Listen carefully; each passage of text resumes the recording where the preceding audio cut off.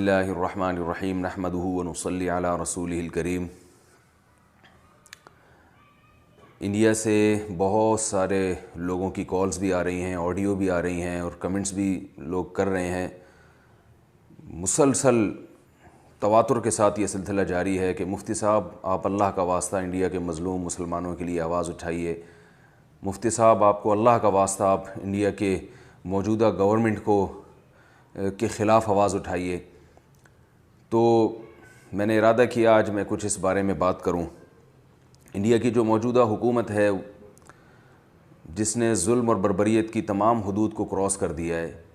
کشمیر میں کیا کیا اس نے، اور ابھی جو نیا قانون انڈیا میں سامنے آیا ہے NRC کے نام سے کہ 1971 تک جتنے بھی یعنی ہندوؤں کے علاوہ جتنے بھی مختلف مذاہب کے لوگ ہیں وہ 1971 تک کے ڈاکومنٹس پیش کریں گے اور جن سے یہ ثابت کریں گے کہ ہم انڈیا میں رہ رہے ہیں اس وقت سے، تو ان کی تو نیشنلٹی ان کو دی جائے گی، ان کے علاوہ کو نیشنلٹی نہیں دی جائے گی، وہ ایک دوسرے درجے کے شہری کی حیثیت سے رہیں گے۔ اب ظاہر ہے انڈیا میں زیادہ تر تو مسلمان ہی ہیں، اس قانون سے سب سے زیادہ متاثر مسلمان ہوں گے۔ 1971 تک کے ڈاکومنٹس اس وقت لوگوں کو معلوم نہیں تھا کہ فیوچر میں یہ لا بن سکتا ہے۔ آپ خود سوچئے کہ کیا اس وقت کے ڈاکومنٹس ہر شخص نے محفوظ رکھے ہوں گے اپنے پاس، اور پھر ظاہر ہے اس وقت جو ڈاکومنٹس تیار ہوتے تھے وہ کمپیوٹرائز نہیں ہوتے تھے، اس میں اسپیلنگ کی کیلکولیشن کا ایشو بھی کھڑا کیا جا سکتا ہے کہ اس وقت ڈاکومنٹ میں ایک اسپیلنگ میں نام میں کوئی ABCD کا ایک فرق بھی آ گیا تو اس کی وجہ سے بھی ڈاکومنٹس کینسل ہو سکتے ہیں۔ تو یہ ایک بہت بڑی تعداد مسلمانوں کی اس قانون سے متاثر ہوگی اور وہ کیمپوں میں ایسے رہے گی جیسے دوسرے درجے کے شہری رہتے ہیں۔ اور اس کے بعد مزید جو ظلم اور بربریت انڈیا میں شروع ہے، مار کٹائی اور بہت سے لوگوں کو قتل کیا جا چکا ہے، وہاں کی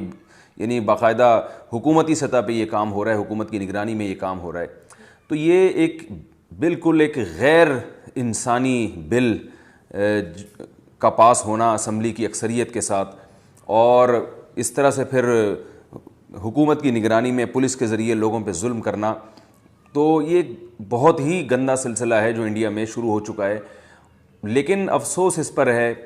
کہ نہ تو کوئی وہاں پر بڑے پیمانے پر ایسا احتجاج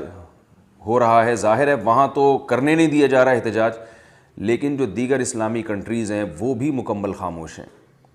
تو ہمیں ظلم کے خلاف آواز اٹھانی چاہیے، ہماری خاص طور پر سیاسی جماعتوں کو دھرنے دینے چاہیے، جلوس نکالنا چاہیے، اپنا احتجاج ریکارڈ کروانا چاہیے۔ ہمیں سوشل میڈیا پہ اور الیکٹرانک میڈیا کے جتنے بھی ذرائع ہیں ان تمام پر بھرپور طریقے سے احتجاج کرنا چاہیے، ان ویڈیوز کو شیئر کرنا چاہیے جو وہاں سے آ رہی ہیں، جو لوگ چپکے چپکے بنا کے بھیج رہے ہیں۔ انڈیا اپنے آپ کو سیکولر اسٹیٹ کہتا ہے اور یقیناً ایک سیکولر اسٹیٹ ہی ہے، تو موجودہ حکومت اس آئین کی خلاف ورزی کر رہی ہے۔ سیکولر ریاست کا تو مطلب یہ ہوتا ہے کہ ہر ایک کو برابر حقوق دیے جائیں گے، مذہب کی بنا پر تفریق نہیں کی جائے گی، لیکن موجودہ حکومت نے ایسی تفریق کی ہے کہ جس کی شاید کسی اور کنٹری میں مثال نہیں ملتی۔ اپنے ہی ملک میں رہنے والے بہت یعنی لوگوں میں ایک بہت بڑی تعداد کو ان سے نیشنلٹی کو چھین لینا یا ان کو نیشنلٹی نہ دینا، اور یہ قانون بنانا کہ جو بھی غیر مسلم یعنی مسلمان ہوگا یا جو ہندو نہیں ہوگا اس کو نیشنلٹی نہیں ملے گی، تو یہ بدترین ظلم ہے۔ اور صرف اس میں مسلمان احتجاج نہیں کر رہے، وہاں کے جو ہندوؤں کا جو ایک لبرل طبقہ ہے، جو پڑھا لکھا طبقہ ہے، وہ بھی اس قانون کو دل سے پسند نہیں کر رہا۔ تو وہاں بھی ہندوؤں کو اور سکھوں کو اور جتنے بھی مذاہب سے وابستہ لوگ ہیں ان کو اور عیسائیوں کو اور مسلمانوں کو مل کے انڈیا میں بھی احتجاج کرنا چاہیے اس کے خلاف بھرپور، کیونکہ یہ آہستہ آہستہ اگر ابھی کنٹرول نہ کیا گیا موجودہ حکومت کی ان پالیسیوں کو تو یہ آہستہ آہستہ معاملہ بڑھے گا۔ آپ اگر اس وقت ہی اس لا کو کچل دیں عوام اپنی اکثریت سے اور عوام اپنی رائے سے، تو یہ سلسلہ آگے نہیں بڑھے گا، ورنہ یہ سلسلہ بڑھتے بڑھتے انڈیا کو تباہ کر دے گا یہ۔ کیونکہ جب اس طرح سے ایک ملک کے اندر اتنی بڑی تفریق اپنے ہی ملک کے لوگوں کے ساتھ ہونا شروع ہو جائے تو اس سے بغاوتیں یقیناً پھیلتی ہیں، بغاوتیں کامیاب ہوتی ہیں۔ موجودہ حکومت تو کس کے اشاروں پہ یہ کام کر رہی ہے یہ تو ساری دنیا جانتی ہے، لیکن یہ موجودہ حکومت نہ صرف یہ کہ مسلمانوں کے ساتھ اور اقلیتوں کے ساتھ ظلم کر رہی ہے، یہ انڈیا کا بھی بیڑا غرق کر رہی ہے۔ تو اس لیے خود سب سے پہلے تو خود انڈیا کے جو رہنے والے لوگ ہیں، چاہے وہ کسی بھی مذہب سے ان کا تعلق ہو، ان کو چاہیے کہ وہ اس قانون کے خلاف آواز اٹھائیں، اور تاکہ وہ اپنے ملک کو بچانے کے لیے ان کا کردار ہو، اور اقلیتوں پہ جو ظلم ہے اس کے خلاف آواز اٹھائیں۔ اور اس کے بعد دیگر اسلامی ممالک کی بھی ذمہ داری بنتی ہے، جن میں سب سے پہلے تو ہماری ذمہ داری، ہم اس کے انڈیا کے پڑوس میں ہیں، ہماری ذمہ داری بنتی ہے کہ ہم سوشل میڈیا کے ذریعے یا ٹیلی ویژن کے ذریعے یا کسی بھی طرح سے جو سیاسی لوگ ہیں وہ سیاسی سطح پہ، حکومتی سطح پہ اب آواز اٹھائے اور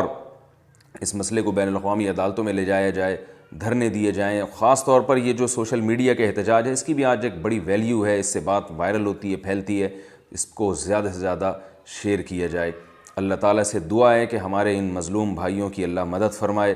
ان پر جو ظلم ہو رہا ہے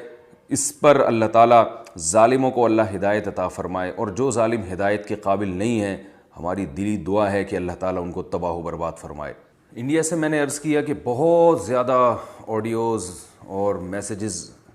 لوگوں کے آ رہے ہیں، سینکڑوں ہزاروں میں ان کی تعداد ہے۔ میں ان میں سے صرف ایک میسیج آپ کو پڑھ کے سناتا ہوں۔ اللہ کے واسطے مفتی صاحب تک یہ سب پہنچائیے اور اس پر بیان کرنے کو کہیے کہ اسٹوڈنٹس CAB اور NRC کے خلاف شانتی سے پروٹیسٹ کر رہے ہیں، لیکن پولیس ان پر ظلم کر رہی ہے۔ تو جو بھی احتجاج کر رہا ہے نا وہاں پہ، تو پولیس اس پر بجائے ان کو سیکیورٹی دینے کی الٹا پولیس بھی حکومت کا ساتھ دے کے ان پہ ظلم کر رہی ہے۔ تو ایسے بہت سارے میسج آ رہے ہیں، یعنی مظلوم کو پر ظلم بھی کیا جا رہا ہے اور اس کو گلا گھوٹا جا رہا ہے، اس کو آواز اٹھانے کی اجازت نہیں دی جا رہی ہے۔ تو جب بہت بڑی تعداد میں لوگ سڑکوں پہ نکلیں گے اور موجودہ گورنمنٹ کے اس فیصلے کے خلاف آواز اٹھائیں گے تو یہ نوبت نہیں آئے گی۔ تھوڑے لوگ اگر احتجاج کریں گے اور حکومت کے اس فیصلے کے خلاف آواز اٹھائیں گے تو پھر پولیس جو ہے وہ ان کے گلے کو دبا دے گی، ان کی آواز کو دبا دے گی۔ اللہ تعالی ہمیں بھرپور طریقے سے اس مسئلے کو اہمیت دینے کی اور اس کے خلاف عالمی سطح پہ آواز اٹھانے کی توفیق عطا فرمائے۔ دیکھیے، جب بھی کسی ملک میں یہ ظلم ہوتا ہے، اس طرح کا ظلم خاص طور پر مسلمانوں پر، تو عالمی دنیا اکثر خاموشی اختیار کرتی ہے۔ تو ان مظالم کے خلاف عوام ہی کو اٹھنا پڑتا ہے، عوام ہی کو تحریک چلانی پڑتی ہے، عوام ہی کو احتجاج ریکارڈ کروانا پڑتا ہے، عوام کے احتجاج کے بعد ہی بین الاقوامی قوتیں انوالو ہوتی ہیں۔ تو اگر ایک فرد واحد جو مسلسل ظلم کر رہا ہے، جو یعنی ظلم پہ ظلم کرتا چلا جا رہا ہے اور غلط پالیسیاں بناتا چلا جا رہا ہے، اگر اس ایک شخص کو لگام دینے کے لیے عوام سڑکوں پہ نہ نکلی اور احتجاج ریکارڈ نہ کروایا تو وہ ڈکٹیٹر بن کے پورے انڈیا کو تباہ کر سکتا ہے، پوری انڈیا کے مستقبل کو داؤ پہ لگا سکتا ہے۔ تو انڈیا کی عوام کو ہوش کے ناخن لینا چاہیے، احتجاج کرنا چاہیے، اور ہماری عوام کو بھی ہوش کے ناخن لینا چاہیے۔ یہ ہمارے مسلمان بھائی ہیں۔ رسول اللہ صلی اللہ علیہ وسلم نے ارشاد فرمایا،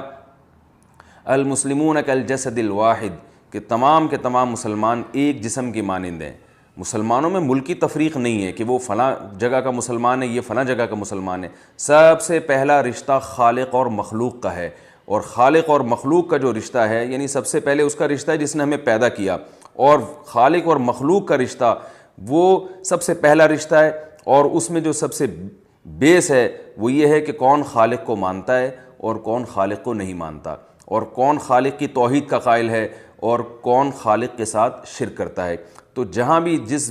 خطے میں بھی مسلمان رہتے ہیں ان میں قدر مشترک یہ ہے کہ وہ ایک خدا کو ماننے والے ہیں، ایک اللہ کو ماننے والے اور اللہ کے پیغمبروں پر ایمان رکھنے والے ہیں، اور محمد صلی اللہ علیہ وسلم کو آخری نبی ماننے والے ہیں۔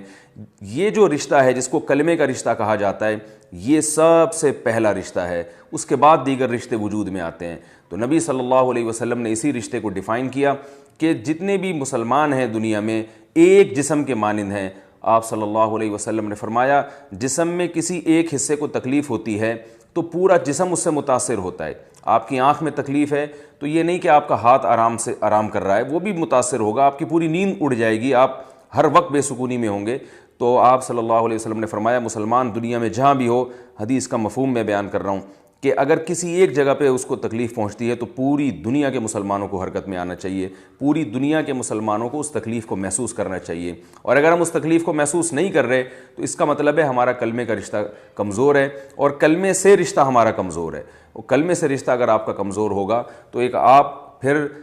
اللہ تعالیٰ کے پیدا کردہ مخلوق تو ہیں لیکن آپ اپنے آپ کو مسلم نہیں کہہ سکتے. اور قیامت کے دن اللہ کے ہاں جس چیز کی سب سے زیادہ قدر ہوگی وہ کلمے کی قدر ہوگی. تمام رشتے اس رشتوں کے بعد ہیں. اللہ تعالیٰ ہمیں اس رشتے کو پہچاننے کی توفیق عطا فرمائے. اور ہندوستان کے خاص طور پر مسلمانوں، کیونکہ زیادہ ظلم سے سب سے زیادہ متاثر مسلمان ہیں اس ظلم سے، تو اللہ تعالیٰ ہمیں خاص طور پر مسلمانوں کے انڈیا اور ہندوستان کے مسلمانوں کے ظلم کو اللہ محسوس کرنے کی توفیق عطا فرمائے. وما علینا الا البلاغ.